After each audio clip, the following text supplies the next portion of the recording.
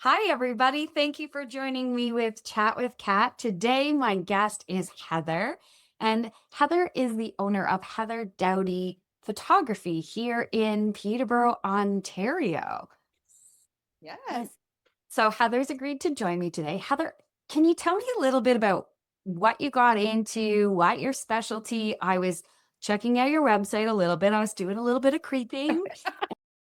And I saw you've been in the art gallery. There looked like there was a story about connecting with memories with your dad. I'd love for you to share a little bit more about what you do and all of your magnificence. Oh my gosh, thank you. Well, thank you so much for having me, Kat. I am so honored to be a guest and chatting with you. So I began photography when I was a little kid. I am the quintessential, I was like 5 years old. My dad was babysitting me. My dad was very forward thinking. And so he was babysitting me and he gave me his brownie camera. I don't know if you remember them, but they're like itty bitty teeny. And you look through this little on the top and you push down. So he hands it off to this 5 year old, and I'm sure I blew through the 10 frames of film in like 10, boom. I was like, okay, next. But to his credit, he did take them and develop them because I am ancient. So therefore, this is a long time ago. You would never be able to tell. Oh my gosh, you are so kind. Thank you. So he had them developed, he handed them to me, and he was like, this is what happens. Like, this is what you have. He put new film in the camera and said, here, but take time. So I don't know that I like then started to take photos all the time. I do remember what really sticks in my mind, even to today, is I took a photo. We had this black cat. She had like a white piece here, a white nose, and two front white paws. And she was sitting in the sun. And I took a photo of her. And I remember seeing that photo. I'm sure it's nowhere near even in focus. Like it's probably my memory is like, yeah, that's a cat. But I remember thinking and that feeling of the cat's not there anymore, but like I'm standing there holding this photo and maybe the cat's sleeping on the sofa, but I'm like, I have a photo of the cat in the sun. Like it was just mind blowing. Oh, I can't hear you. I'm laughing. I'm like, you captured that moment, that energy, that emotional piece that you can go back to. That's it. So I lost my dad suddenly when I was 10 years old. And I don't have the only connection I have to him is through the photos that were taken of him. And we were not like a photo family. It wasn't trendy to take photos, like minis weren't a thing. I think there was Sears at at that time, but we didn't do the Sears thing. So they're just snapshots. They're snapshots of him interacting. And that's how I've always connected to my dad. And it's through those photos that I can remember he smoked. So I can kind of remember the smell of cigarette smoke. I can remember like visions of his clothing and the way he would talk and certain like a feeling. So when I really started to get into photography was when I got older and I had my first kids. I was still taking photos, and I took them all my life. But I started to take photos and then I just realized like this is a way to share moments and memories and you hang on to them and share stories. We share our stories. And the sideline to that is I grew up in Lakehurst, where a lot of very famous artists, Edwin Matthews, Michael Dumas, Eddie LePage, all those were there. And they would open their studios. We were very lucky. I was exposed to art very early in my life. They would open their studios to the school and be like, come in and experience art. I cannot draw. Like, the people need help. They are bad. So I have also spent my whole life trying to turn photographic images into the art that I saw created around me. Wow. Yeah, so that's kind of where my practice, my art today has gone. It's about creating memories, creating moments through art, through light, through shadow, and really just exploring that moment of time and how we can travel back through it. Yeah, no, that sounds incredible. And I love that. Going back to look at it, and you can really see that passion in you and Yeah. that embodiment of it. And I think that's amazing. Because if there's that difference between memory and photo, and then there's all of those emotions in it. I know in neurosomatics, we talk about bringing that up in whatever, whether it's a video or a still frame or a feeling. But what you do is you actually bring that into the physical world, right? You can take Yeah. that image and you can capture all of that moment so that people can go back and step into it. And I think that's a real gift, especially when people are either going through, you know, dementia is a big part of it. We're lost and finding that joy. And I think it's being able to, you can correct me, feel free to reject. But when I hear you say that and when I hear you talk about those things, I'm like, that's what I want for my kids. Like that's the legacy that I want to leave. And you shared a beautiful legacy story about all of this inspiration and connection to it. And all I can think is, ugh, I hope that my kids honor me in that way when I'm gone, that they felt supported and inspired and really are able to follow that passion. And Oh, yeah. My dad did it. My dad did a lot. In fact, as I said, my dad was very forward thinking. So I joke that I'm ancient, but I was born 1968. That's fine. I'm ancient. But so he was very forward thinking in that he said to my mom, first of all, my I was late in life. So my mom was in her late 30s when she had me. My mom was my dad's second marriage. So and my mom had a career. My mom had a whole career. My dad was a minister and became a teacher. And he said to her, after the baby's born, if you want to go back to work, we will figure this out. That is like in 19. No, right? That's a wow, mind blow. And my dad was it. I honor my dad's. It's funny. All of my work is very female centric.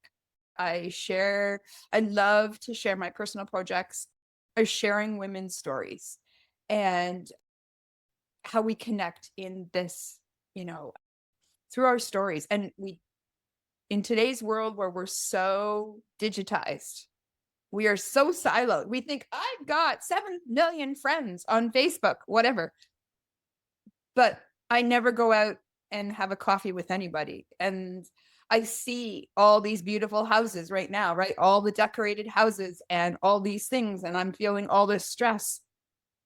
I'm the only one. But when you share stories, you realize there's 500 other women going, I'm the only one. And I have this list and I am and I want to connect with somebody that gets me in a space that's like, okay, I'm not the only one. I feel like that.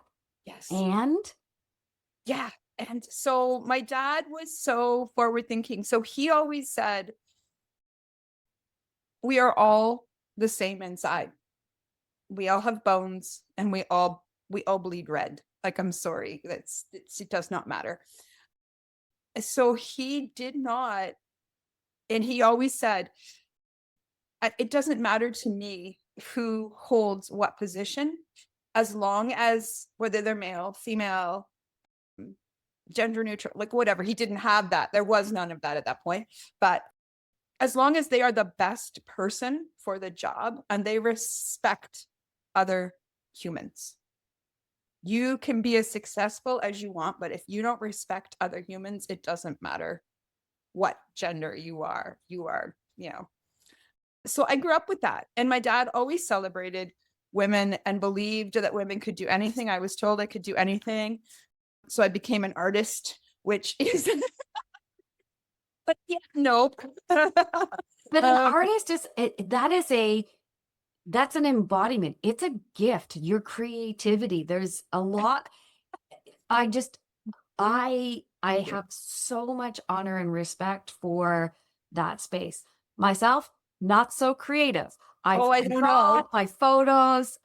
I make organite dragon pads out of crystals, but I have so much more respect for that. And I think the world is changing that way. We have these narratives that say that it does take courage and strength to be able to gift that, because what you gift the world, it may not be number crunching, it may not be something else, but you actually give them the gift of reliving those experiences.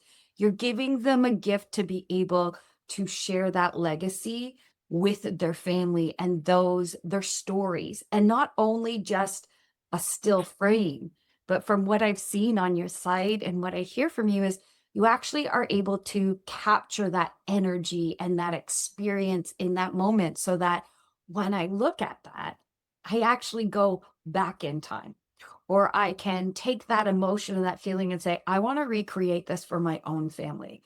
And you create this positive, energetic space Oh, that thank you. people get to experience. So when I hear I'm just an artist, all I think is, I love artists. The world needs them. We need them to balance all the sides of it. I just I love hearing that, because we really do need that. The world has lots of AI and lots of data, and we as humans have two sides of our brain. One that's illogical, one that's creative. And we need both in the world.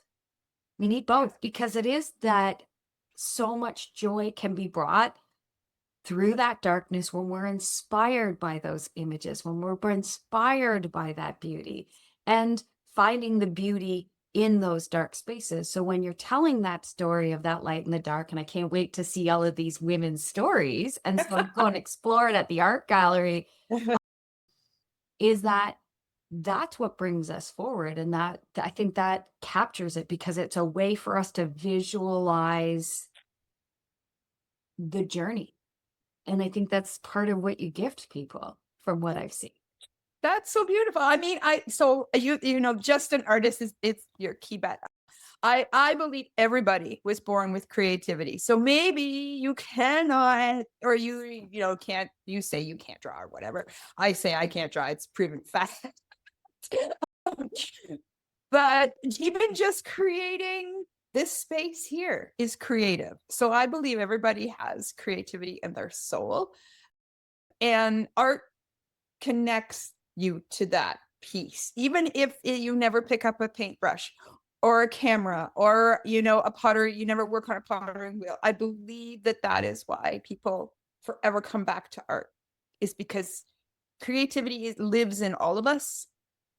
It's how we move forward in the world. Even if you're in business and you're like so linear and you're like, you're still being creative, because maybe you're like, if I did these spreadsheets in this way and this way and this way and this way, it's going to be so much better. And people are like, that's not creativity. And I'm like, yes, it is, because you're not just following the status quo. You're searching in your brain, and that's being creative. And that's where I feel art touches people. And that's why it's like it's like almost a primal thing inside. And when you see an artist creating art, which is what I try to do in my studio on First Fridays, is have artists arting so that people can feel art and then maybe reach something inside of them. So tell me a little bit more about First Friday. I have heard of it, but I would love to hear from your experience. And it's the first Friday of every month here in Peterborough, It is, except January. except for January. Okay. Yeah, mainly because it can sometimes fall on January 1st, and primarily because nobody has anybody at that point. Same. Getting through the holidays. Getting through the holidays. So this first Friday, the December first Friday is always huge. So first Friday is what is called the art crawl. It centers around the downtown core. Primarily, my studio is in the Commerce Building, which is on Hunter Street West in Peterborough, Ontario.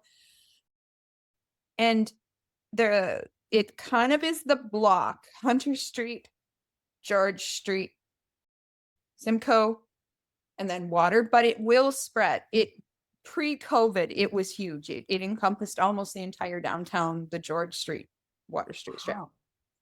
It's completely free to go to. There's a Facebook page, First Friday, and they publish a map. Studios open, restaurants have live music, spoken word, the art galleries, art space. There can be everything. Any form of art is happening, and you just literally roam. It's completely self-guided. You just roam around. You're in the artist studios. You can see art happening. You can see where art happens. You can one-on-one talk to the artist. You can interact with other people and discuss and have discussions. People do go out for dinner before, but they make a whole thing, and it generally runs from 5 to 10ish on this first Friday. So my space is in the Commerce Building, which is kind of the center hub, and I open it, but I have 2 large spaces, so I try to share with artists to get eyes on. I mean, completely transparent. It is about getting people to see your work, and maybe you can sell something, make some money, but sharing and bringing other art into the community, into the world. Well, I think that's beautiful. It's that there may be other artists, but it's what resonates with the individual that's looking at it. And I think that's beautiful that you open up your space to showcase that, because we are all a little different. We're all looking for something. And you mentioned a little bit about that disconnect too. And we're in this digital space. So it's lovely to hear that there is a spot where you can go, you can connect, you can have a conversation, you could have a coffee or a tea, Yeah. that you can get out and get that opportunity to get exposure to it.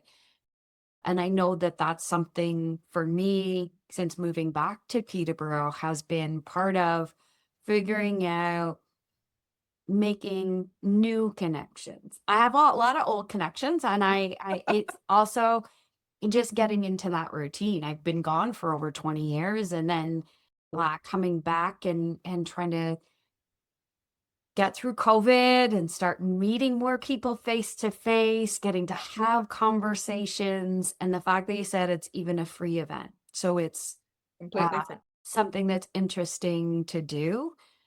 It gives you exposure to different forms of art. I know when we launched the Kawartha Wellness Summit last July, we were trying to find everything and everything that's about self-care. And I genuinely believe that art is very much that way. And an event like this, especially if it's a monthly thing, that you can go and check out pottery or photography or painting, and you really get to open your eyes to figure out what resonates for you. This sounds incredible. It is. It's an amazing. I love it. I'm a huge champion of I'm a huge champion of anything that happens in community, like in real life, where you actually have to go out and intermingle. And I know that there's people that's traumatic. COVID is been so challenging for so many people, and I recognize that. But First Friday, you don't have to interact. You can just, there are people who come and they just go around, and it's purely internal. Or there's other people that come in and they engage with whoever is in the space. You can talk to the artist. It's not like high pressure sales, you can ask questions. There's artists that will be offering workshops. I know of the artists that I have coming up will be offering workshops in their medium. So you can actually see what you would be creating, and then, you can come and do art. And we have all different kinds of things like that. So it is perfect. But I love the self-care because I do self-love sessions, which for women, once again, women focused. And I do an awful lot of self-love sessions that they're boudoir-esque in style, Okay. but there's no pressure. You can come and just wear jeans and like a sweatshirt. It's a self-love. It's celebrating. However you love yourself. Yes. Ought Or to. yeah, when you're on this journey where you are, it's celebrating your body at this moment and how it's carried you this far. So I do a lot of these right now. I have a lot of self body image, women that are working through body image. And I also do personal projects that center on, I have a personal project coming out that's on female villains. So I know everybody's seen Wicked and Wicked for Good, or I think that's the second. I haven't seen the second one yet, but yes. I felt Wicked on at Mervish, and now I'm scared. People have told me if you saw it at Mervish, don't go see the movie. And I'm like, okay, it's fair, maybe not. I'm waffling. Right? So I didn't Disneyfy them. These villains are villains. So I picked 13 villains, which are fictitious. I have two real villains. I have Bonnie Parker, and I have an Irish pirate queen. But real female villains, the idea was that I got women from the community to become them, to take on that role, and then to reimagine the story, because powerful women's stories are often rewritten by men, our history, but mostly by men, to spin them in a bad way. So rather than saying, no, you did things and maybe you were across a line, but there was a reason why you were across a line. How did you get there? What is that journey? What was the experiences? What's the wiring in their head? How did that lead them to that space? Yeah. A lot of the times there's that circumstances, and I was recently talking about it with somebody else. We're not our behaviors. We do make actions. We do make choices based on a lot of other things that go on. So Yeah. I think this is, I'm excited. My whole face, my whole body lit up. I'm like, so I want to know, when did this come out? I want to, I mean, when you were talking about it, I'm like, I used to love before the movie even came out, Maleficent. And that story watching Sleeping Beauty when it very first came out. What was that story behind it? And how does someone get to that space? And knowing that there are pieces that come along with it. So I am really excited to see this side of it, because with everything, we all have it. We all have a shadow side, and we all have this inherent goodness in us. I really believe that even the worst of us have some light inside of us. Well, they might be buried. I'm not going to say it might not. Yeah. I do think, like, I think there's some people that maybe they dump their light, like they've given it up on, right, for whatever reason. For whatever reason. Yeah. And there's this other piece of it. So when you're working on this now, it will be coming out in the future. So we'll have to book you maybe again so that you can tell us and we can see a lot. Yeah, it's going to come out for International Women's Day. Okay. Because I thought, in International Women's Day, I had a not-for-profit that created International Women's Day celebrations. And the not-for-profit recorded over 600 women and young girls' stories and photos in the area to do that. But this one is different because it's celebrating strong women who perhaps got rewritten. Like, it's challenging you. So the first part is challenging you to rethink a story. And the second speaks to how powerful, for instance, social media and the gossip mill and print is to completely change a narrative Change that on a narrative. human. Yeah. Yeah. And spoiler, we do have Maleficent is also there. And they are a drag queen. Hey, I'm excited to see this and experience it. So Yes. International Women's Day, you mentioned you have or had a not-for-profit. I had a not-for-profit. It was called Inspire, the Women's Portrait Project. And it shared stories of inspirational women, and it was community driven. So people would nominate women and I would go and photograph them. And part of the process was they would write a story. So I started it in 2018. And I actually thought if I can get 30 women, 35 women to do this, because women notoriously do not want to get in front of a camera, hence the self-love sessions. I thought, I'm going to be doing really good. And that will share the stories of women. It will sort of show how women are not siloed, how we don't have all these bars, right? It's like the monologue in Barbie. Don't be too fat, don't be too thin, don't do this, don't do that. In the first year, I think I had 75 women. In 2019, I had 165 women and 40 young girls under the age of 18 nominated. And we shared those stories. COVID put a little bit of a damper on it in that you couldn't meet, couldn't do anything. And so we put it out to the world. I put it out to the world.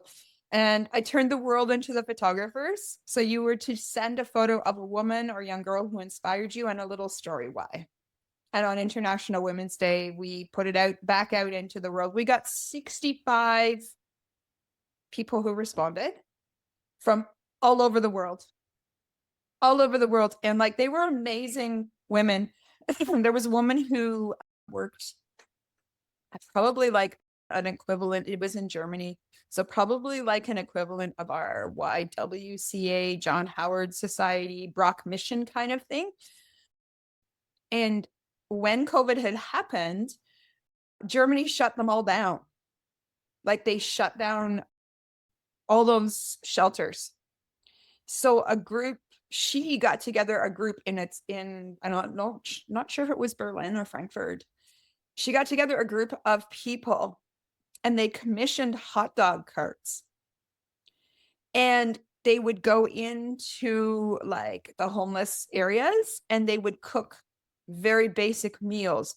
And the government decreed that if you were out there in unvaccinated people, you could not go back to your residence. So she was actually for a period of time living on the street. Like I'm sure it was a very short, I think when COVID first started and we all thought we were dying. Yeah. Right. But there was a very short time that she actually lived on the street because she was there. She didn't want to abandon this community of people. Wow. Yeah, it was incredible. To that such a lighthearted. There was the grannies, the ocean grannies. So there was a group of 6 women, I believe, from New Zealand who had been friends like 40 years. I think from childhood, they were now seniors. And every single morning for the past 20 years, they met and they went swimming in the ocean. It's just this right? It's just this lighthearted. They're all posed in their bathing suits. So it was beautiful. Yeah. Yeah. And that sounds inspiring and empowering and really kind of just shows that whole when you're talking about that you're not alone, that it shows this whole breadth of women that are out there and these experiences. And it sounds incredible. And I'm hoping I can just still go and find some of this online. Can I? You might on socials. So On in like socials. social, yeah. The towards the end, we did more specific projects. So I did what was called Mom Bod, Okay. which was to celebrate, you know how, so it really always irks me when people were like, dad bod is sexy and mom bod needs to be fixed. Mom bod gave birth to a human.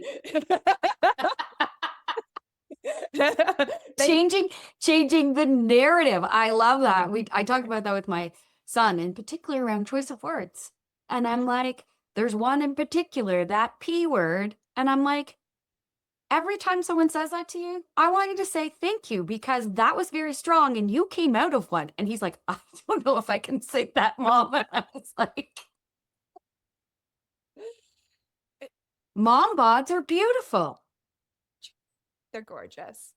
Yeah. So I created a project. It had three rounds, and the women once again volunteered. So they were photographed in my studio.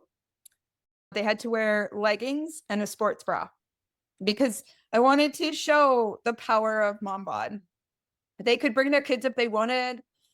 Some chose not to. And then they had to share a story about motherhood. And the question was just, I thought that they would be like just basic stories, like I did this or did that. No. Oh my gosh, we touched on, well, we didn't touch on, we went through infertility. We went through loss, so miscarriage.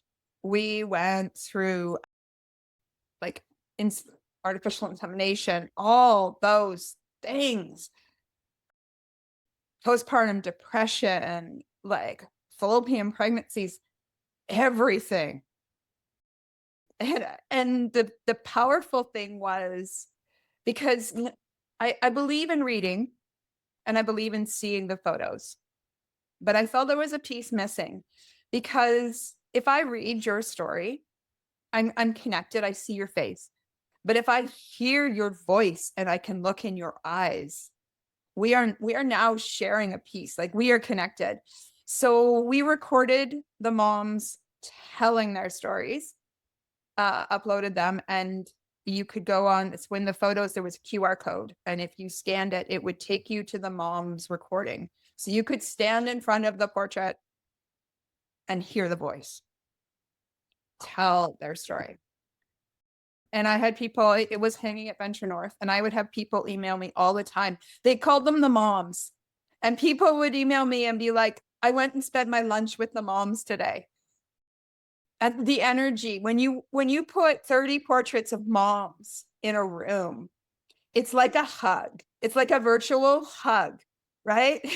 And there's power in that hug, but there's just love in that hug. And I had people be like, I ate my lunch. I needed a hug today. So I went and sat with the moms for a bit, or I went and listened to their stories.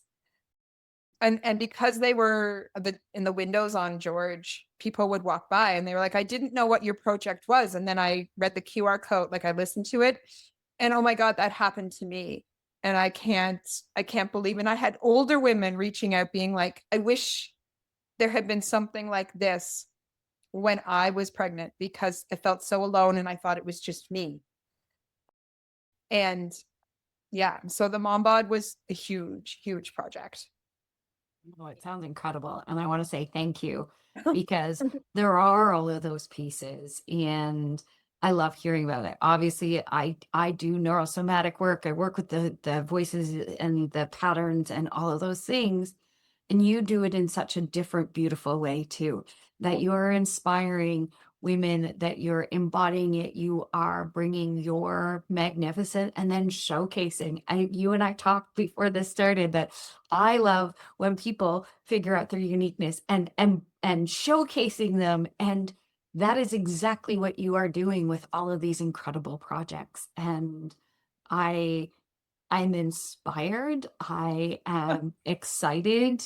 I will not be in town for this first Friday in December, but I can't wait to experience this, to get to share a little bit more, to hear more about it, and see all of these incredible gifts that you have continued to give to women and empowering them and really embodying this self care.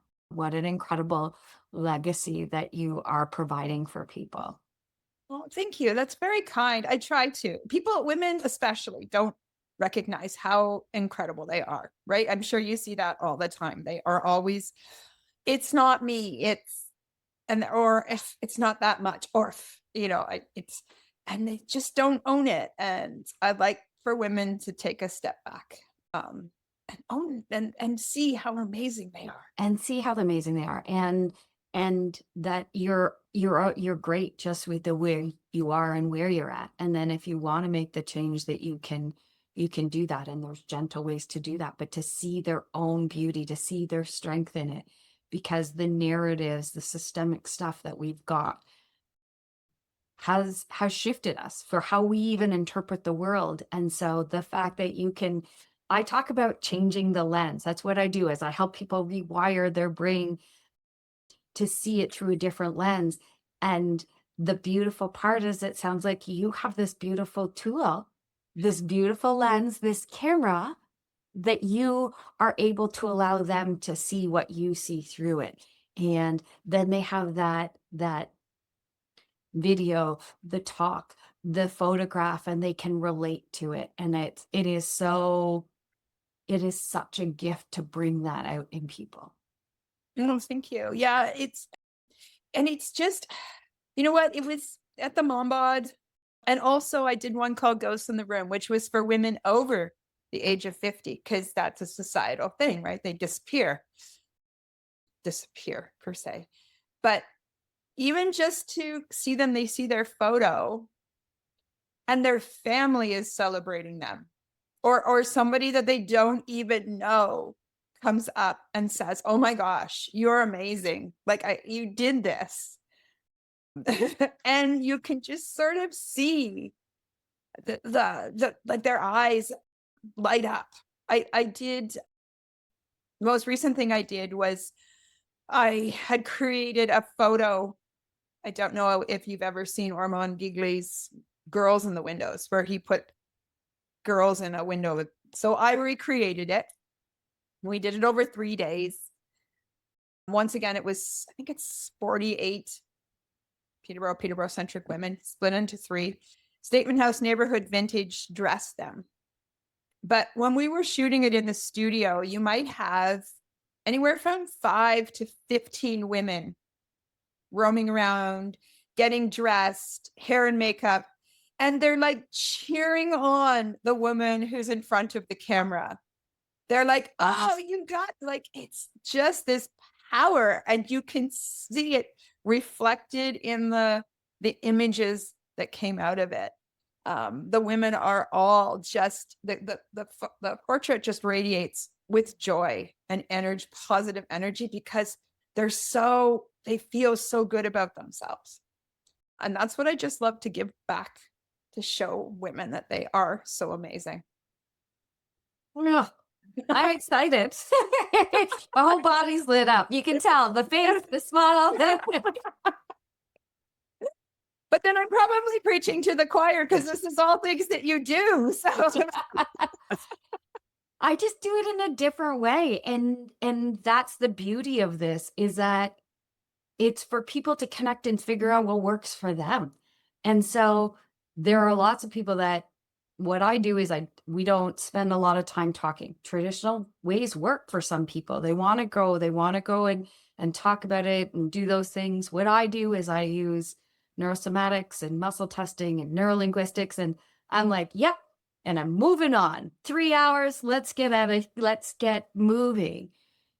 But what you do is you take that and you give it embodiment, and it's a physical piece of it, and then it shifts, and then it tells that story, and it shares it with all of these incredible women. So there are people that want that visual. So I love it, because I'm like, it is bringing that gift in a different way. And the world needs that. Women need that.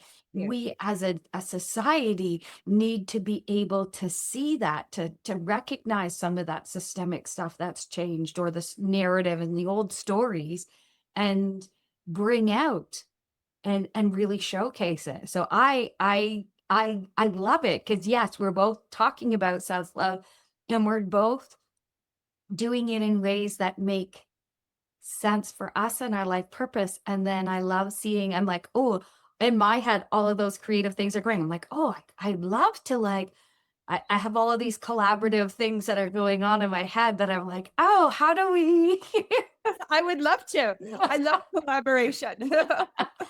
how do we like do like the workshop and the rewiring the brain, and like like even to photograph that for people to be able to see those before and the after, or what even is that a possibility? Because I think that's when you're talking about the moms and their journeys and their sharing, and people can see that and showcase it, and they're like, oh, I can have that. The villain piece of it, how have people in my life vilified me? How has that interpretation happened? Am I buying into that story? Did I buy into the social media that has vilified me? Or not that they are, I'm not. However, It can but happen, whatever right? the Yeah. social media piece of it is, right? The stories that they tell each other, or the interactions that you've had with somebody. And so I love this, and I think it really is that inspiring component to it, that that we can do we can all do similar through lines of care and Yes. love, and do it with what radiates through us in our uniqueness. And so that's you being you, and being your gifts is what what people need. I need that. I need to be able to see that, to find that joy, to and you've done it in a way that has touched people worldwide.